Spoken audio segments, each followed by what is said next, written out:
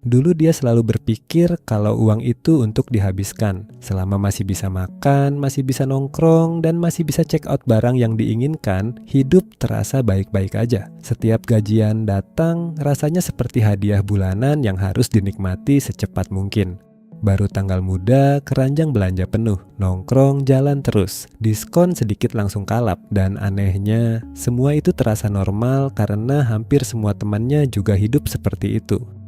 Di media sosial, gaya hidup konsumtif bahkan terlihat keren. Orang-orang berlomba menunjukkan outfit baru, gadget baru, tempat nongkrong baru, dan liburan baru. Tanpa sadar, dia ikut terbawa. Rasanya kalau nggak ikut tren, hidupnya tertinggal. Padahal kenyataannya, banyak barang yang dibeli cuma memberi rasa senang beberapa hari, lalu akhirnya jadi benda biasa yang bahkan jarang disentuh lagi. Setiap akhir bulan situasinya selalu sama, rekening menipis, dompet kosong, lalu mulai menunggu gajian berikutnya sambil berharap semua baik-baik aja. Kadang ada rasa stres saat kebutuhan mendadak muncul, motor rusak sedikit langsung panik.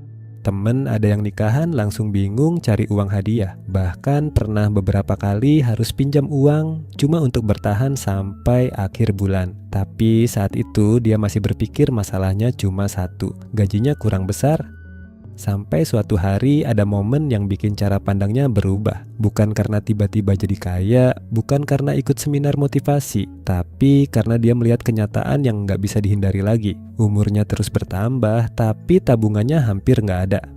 Penghasilannya memang masuk setiap bulan, tapi nggak ada yang benar-benar tersisa. Semua habis entah kemana. Dan yang paling menakutkan adalah dia sadar kalau hidupnya sebenarnya rapuh. Satu masalah kecil aja bisa langsung bikin keuangan berantakan.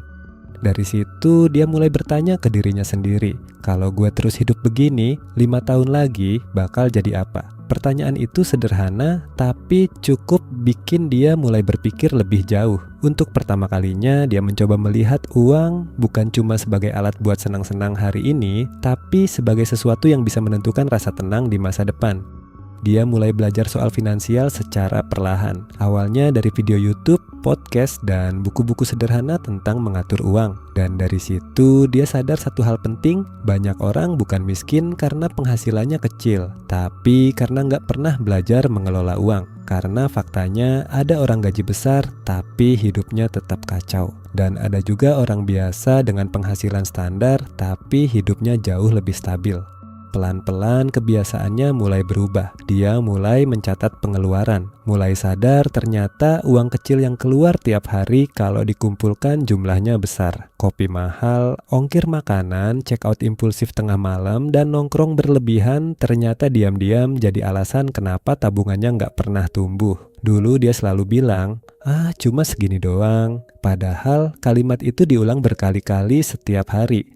Dia juga mulai belajar menahan diri, bukan berarti hidup jadi pelit atau nggak boleh menikmati uang sama sekali. Tapi sekarang dia mulai bertanya sebelum membeli sesuatu, gue beneran butuh ini atau cuma lagi pengen? Dan ternyata banyak pengeluaran yang sebenarnya bisa ditunda. Anehnya, semakin dia bisa mengontrol keinginan kecil, semakin tenang juga pikirannya. Hal paling penting yang dia ubah adalah cara menabung. Dulu dia nabung dari sisa uang. Masalahnya selalu nggak ada sisa. Sekarang dia membalik caranya. Begitu gajian masuk, langsung sisihkan tabungan di awal walaupun kecil. Kadang cuma 10% dari penghasilan. Kadang bahkan lebih kecil. Tapi dia mulai sadar kalau yang penting bukan besar nominalnya dulu, melainkan konsistensinya. Bulan demi bulan berlalu dan untuk pertama kalinya dia mulai melihat perubahan nyata. Rekeningnya nggak lagi kosong total di akhir bulan. Dia punya dana darurat kecil, punya tabungan yang perlahan tumbuh. Dan yang paling terasa bukan cuma soal angka, tapi rasa tenang yang mulai muncul. Sekarang kalau ada kebutuhan mendadak, dia nggak langsung panik. Kalau lihat orang lain pamer barang mahal di media sosial, dia juga nggak gampang iri lagi. Karena dia sadar banyak orang terlihat kaya di internet, tapi sebenarnya hidup dari cicilan dan tekanan finansial. Sementara ketenangan finansial seringkali justru terlihat membosankan, nggak dipamerkan, nggak viral, tapi nyata. Dulu dia berpikir melek finansial itu cuma buat orang kaya atau orang yang jago hitung-hitungan. Tapi sekarang dia ngerti kalau melek finansial sebenarnya cuma soal memahami cara uang bekerja dan belajar mengambil keputusan yang lebih bijak. Bukan soal jadi miliarder dalam semalam, bukan soal investasi rumit, tapi soal punya kontrol atas hidup sendiri.